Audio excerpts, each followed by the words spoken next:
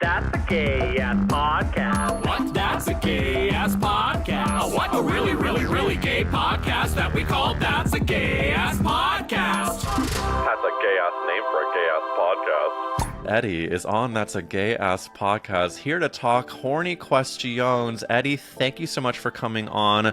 How are you feeling about answering horny questions from a gay guy in LA? Yeah, I'm excited. Thanks so much for having me.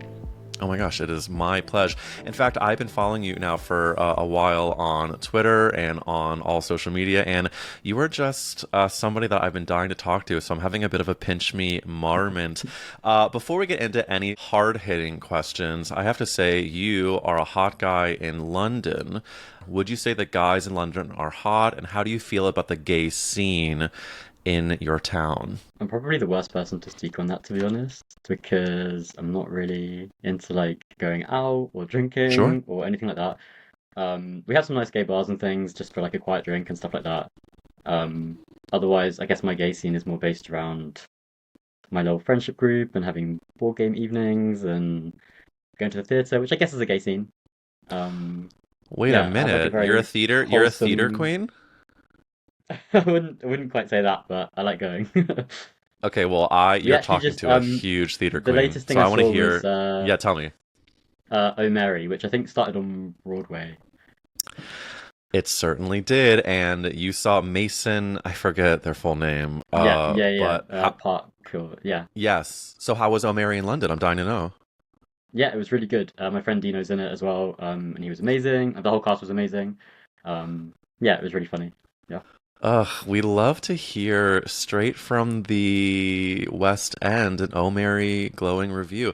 Yeah, it's crazy to see how that show has like blown up because it basically started like downtown, off Broadway in New York, and then Broadway, and then now they're doing this big national tour in the U.S. and now it's in London. So we shout out Cola Scola, we shout out a very insane queer play. But okay, so you're not a big club gay. You're a theater queen. Give me like any musicals you've seen, simply because I love to talk musical theater whenever I can. I guess recently, I mean, it's musical theatre. We saw The Producers. Shout out. I guess that is. Yeah. Yeah, that was Very excellent. much. I guess it's a classic. The Producers is a classic. I will say that when I was in high school, I was in the ensemble in my hometown, and my very old Jewish grandfather came to see it. And let's just say, Springtime for Hitler was not one of his favorites. He No, had a couple of that's notes. fair. Yeah. But listen, I am a Jewess who loves The Producers, and if that gets me canceled, who gives a fuck? Okay, so here's the deal. For anybody who doesn't follow you yet, you are an incredible content creator. You are a sex worker. You are an OnlyFans king. You are a, dare I say, celebrity in the space.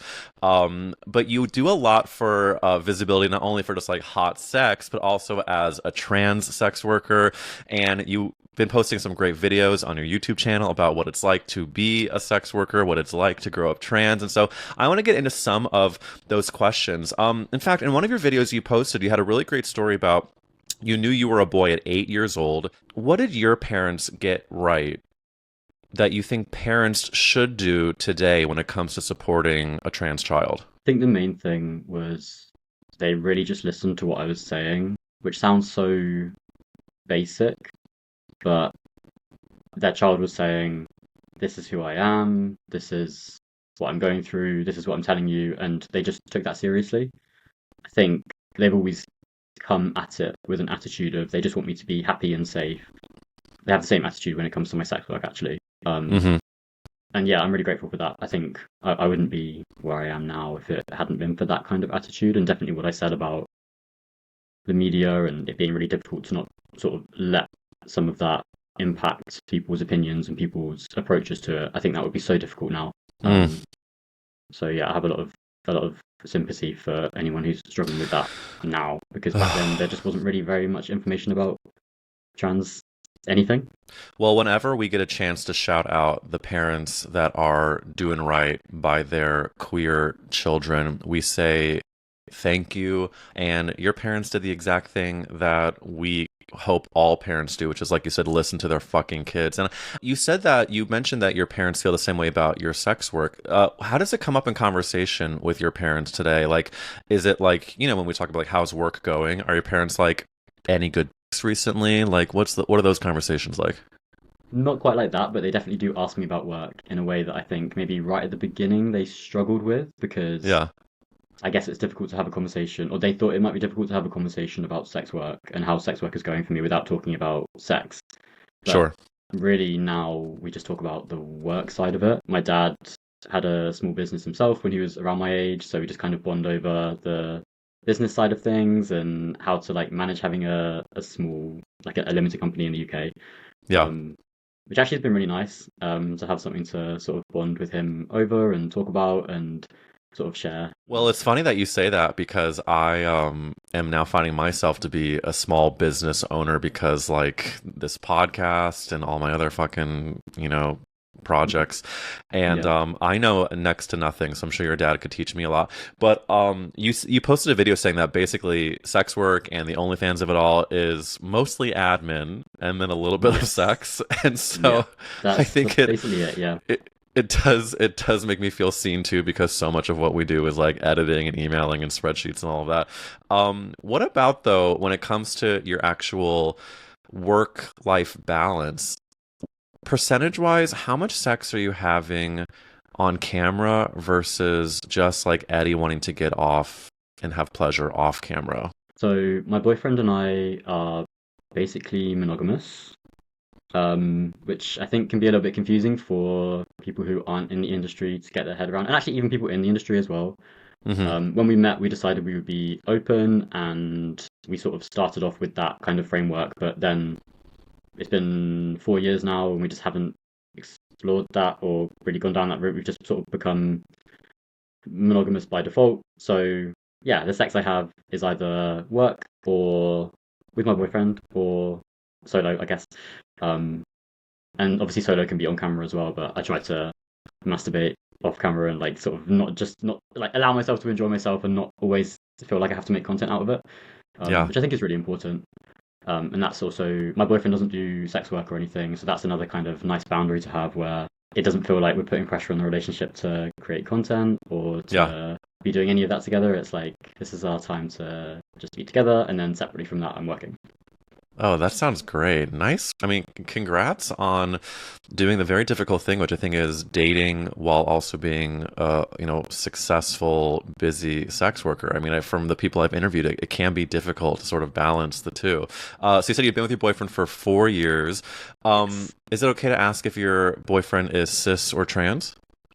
He says Love. And how did you meet? he slid into my DMs on Instagram, As they um, do, as we do. which was kind of so previously I'd been non-monogamous and I'd been dating a few people at once, and Hmm. then I was in like a semi-long-term-ish dating relationship thing with two people, and they both broke up with me in the same week. And then I was like, you know what? I'm gonna step back from dating. I'm gonna step back from Oof. seeing anyone for a while. I felt quite otherwise fulfilled with my friendships and with work, and felt like I was getting a lot of satisfaction from, in terms of intimacy and social connections and things like that, from my friendships. So I thought, I'm not going to date for a while. I'm not going to seek anything out. And then, yeah, he slid into my DMs and we just started chatting. And I was like, maybe I could sort of go on a date and see what happens. And yeah, I guess it just came at the right time because we kept seeing each other, and now it's been 4 years, which is nice. Wow. We love a successful Instagram DM into full on relation. Well, once the paywall goes up in a few minutes, I do want to get into your sex, sure, on camera, but also I'm going to have to ask about the squirting of it all. How could I not? Yes. I'll be asking about your incredible bush. I'll be asking about what you can do for guys like me who have never been with a trans man and maybe some advice for us if we are interested. We'll get into really invasive questions about your horniness because it's what I love to do. But before we do that, let's get into some formative first for a second. Eddie, can you give us like an insight into your first boy kiss, or even losing your virginity, or anything that like, what was like a really formative first for you that felt incredibly affirming as a horny gay guy? My first proper boy kiss was when I must have been 18. It was with a school friend, and we've been best friends for a few years. And I just broken up with my girlfriend of 3 years, and I think we were drunk, and I actually don't even think we kissed that night. We kind of had like an awkward grind on each other, Mm. and then I think the kissing came later, like a different day. But both of us were kind of confused. I wasn't really sure about my sexuality. I thought I was probably bi. Um, and I think they knew they were gay at that point, but we'd never really discussed it. We'd never had any sort of proper conversations about it. Um, we ended up having like a weird on-off situationship for, depending on where you put the boundaries of it, anywhere from 4 to 6 years, something like that. Oh, Jesus, Um, H. yeah. But then also maybe it was probably also nothing for a lot of that time. So it got a bit like messy and confusing because it went from both of us being in our first gay relationship or crush or whatever it was. The first man that I slept with, although they're non-binary, um, and then turning into quite an intense friendship, love thing. So yeah, I mean, it sounds like a classic 18-year-old situationship that went on for yeah, maybe a little bit too long. yeah. I'm afraid to ask, but are you still friends with this person? Have you created a permanent boundary? Where are you at now? We decided we would stop seeing each other romantically and sexually, obviously a few years ago now. Then we tried to sort of maintain a friendship. That didn't go particularly well. We stopped talking for about 2 years, but we recently reconnected, like literally just before Christmas. We went for a coffee, and yeah, it's cute. I'm glad to be back in touch with them. Oh, okay. Mazel tov to that because it's very hard to transition into a sort of nice coffee hang from a 6 year situationship. I have to tell you, Eddie, that I don't have too many exes because I met my husband when I was 24 and we've been together for, 500 years. But I was recently blocked by, I'm not going to give anything too specific, but I was blocked by an ex from the distant past. And this was a blocking that happened over a decade after us really knowing each other.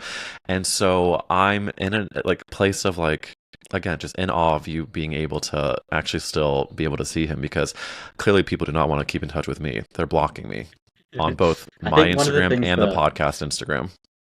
oh, fair. That's quite harsh. But I feel like one of the things I kind of learned from it, um, not that I don't take some accountability for what happened, and we weren't very nice to each other in a lot of ways. It was obviously Mm. we were very young, and it was formative years and things like that. But definitely one of the things I learned is that it's often not about you; it's about the other person. And obviously, it's about how you both come I together and things like know. that. But I think if they're I blocking you know. like this many years later, it's probably not really about you. Thank you for saying that because a lot of my friends love to tell me I try to make it all about me. And it's not. Okay, so let's get into some now leaning into horny questions.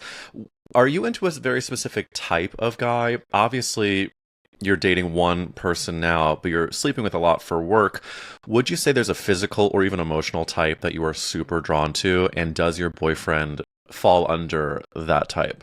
Say I have a very wide range of types, and if I look Hmm. back through the people I've dated, they've all been quite different. So I guess in that sense, I don't really have a type physically. Emotionally and personality wise, I just like nice people. I guess I like feeling like a little bit of a princess. Mm. So I like a guy who is going to take care of me and just be Mm. nice. Which my boyfriend does. Although saying that, so he's 15 years older than me, and I think that was actually one of the things that I kind of felt drawn to him like initially because I felt like he's an older guy, he's going to take care of me. I don't Mm. mean, financially or anything, but I just mean that feeling Emotionally. of being taken care Yeah. emotionally. Yeah, exactly. Yeah. Um, but after 4 years, I realized actually we both take care of each other very much equally. Maybe I even take care of him a bit more than no, it's probably about equal. Um, but yeah, that was maybe one of the things initially that I found attractive. Do you think that But he now, falls yeah, under the moniker of daddy? No, he would hate that. Perfect. Perfect. I'm glad I asked. Can I ask how old you are? I'm 29. Shout out. Okay, so 29, making him, 40, early 40s. 44. Yes. We love. Mid I mean, 40s. there's so much discourse about age gap shit, but at the end of the day, as long as you are both, taking care of each other, as you say, who gives a fook?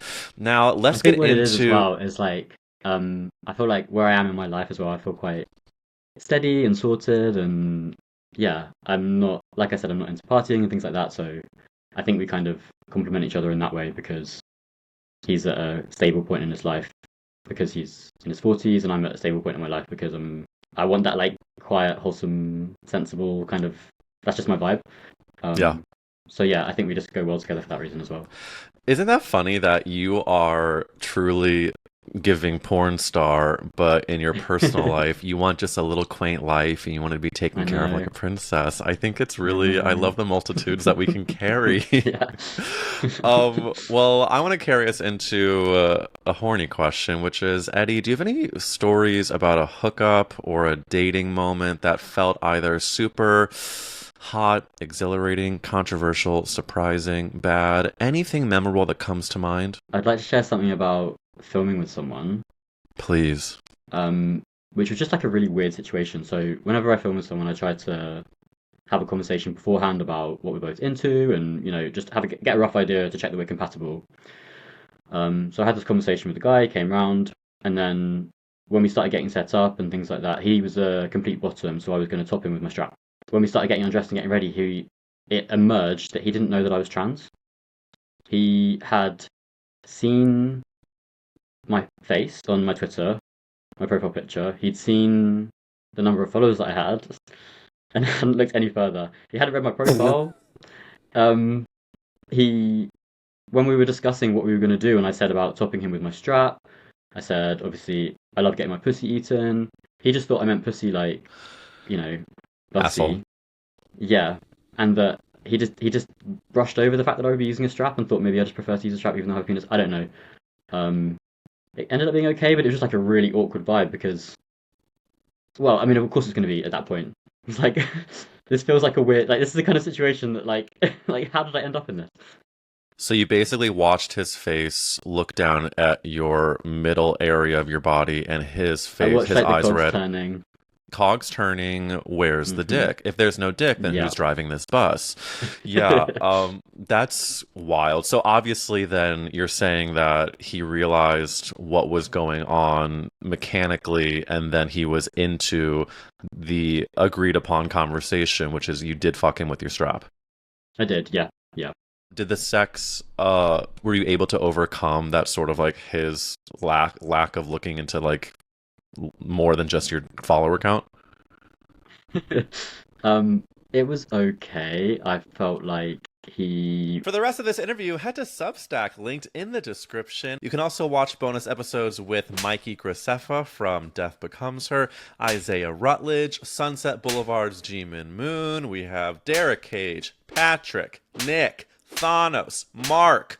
They're all hot. The stories are amazing, and you should go check it out at substack.com/@EricWills, linked in the description. I love you, bye!